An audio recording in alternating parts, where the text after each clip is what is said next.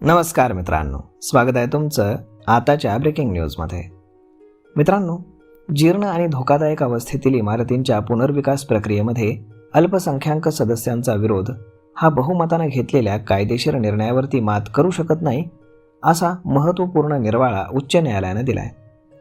माटुंगा पूर्व येथील सुमारे 80 वर्ष जुन्या इमारतीच्या पुनर्विकासाला मंजुरी देत न्यायालयानं अल्पसंख्याक भाडेकरूंनी दाखल केलेली याचिका फेटाळून लावली आहे.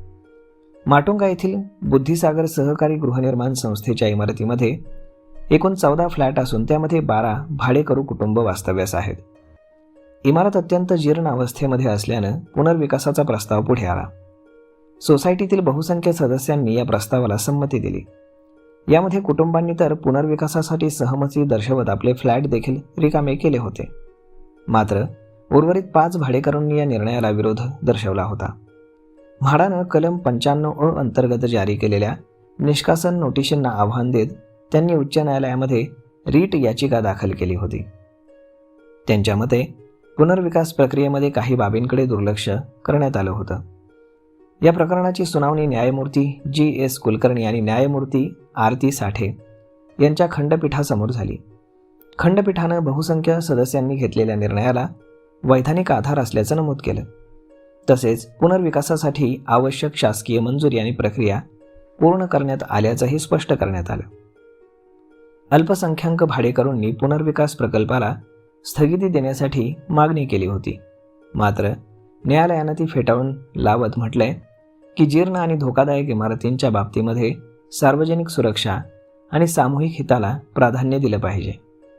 केवळ काही सदस्यांचा वैयक्तिक विरोध हा संपूर्ण प्रकल्प रोखण्यासाठी पुरेसा ठरू शकत नाही. पुनर्विकासासाठी म्हाडाकडनं निष्कासन नोटीसा जारी करण्यात आल्या होत्या. या नोटिशींना याचिकाकर्त्यांनी आव्हान दिलं होतं. तथापि न्यायालयानं संबंधित नोटिशी वैध असल्याचं स्पष्ट केलं आणि रीट याचिका फेटाळून लावली. खंडपीठानं निरीक्षण नोंदवलं की सोसायटीतील बहुसंख्य सदस्यांचा निर्णय आणि संबंधित अधिकाऱ्यांनी दिलेल्या मंजुरी या कायदेशीर प्रक्रियेचा भाग आहेत. त्यामुळे वैयक्तिक आक्षेपांच्या आधारे संपूर्ण पुनर्विकास प्रक्रियेला अडथळा निर्माण करता येणार नाही. या निर्णयामुळे माटुंगा येथील संबंधित इमारतीच्या पुनर्विकासाचा मार्ग मोकळा झालाय. जुन्या आणि धोकादायक इमारतींमध्ये राहणाऱ्या रहिवाशांच्या सुरक्षेच्या दृष्टीनं हा निर्णय अत्यंत महत्त्वाचा मानला जातोय. एकूणच उच्च न्यायालयाच्या निर्णयामुळे भविष्यातील पुनर्विकास प्रकरणांसाठी देखील मार्गदर्शक तत्त्व स्पष्ट झाली आहेत. बहुमताने घेतलेल्या आणि कायदेशीर प्रक्रियेनुसार मंजूर झालेल्या निर्णयांना केवळ वैयक्तिक विरोधाच्या आधारे रोखता येणार नाही, असा स्पष्ट संदेश न्यायालयानं दिलाय. तर मग मित्रांनो, अशा पद्धतीनं बिल्डिंग रिडेव्हलपमेंट संदर्भात हायकोर्टानं हा मोठा निर्णय दिलेला आहे. यावरती आपलं मत काय हे तुम्ही आम्हाला कमेंट करून नक्कीच सांगा.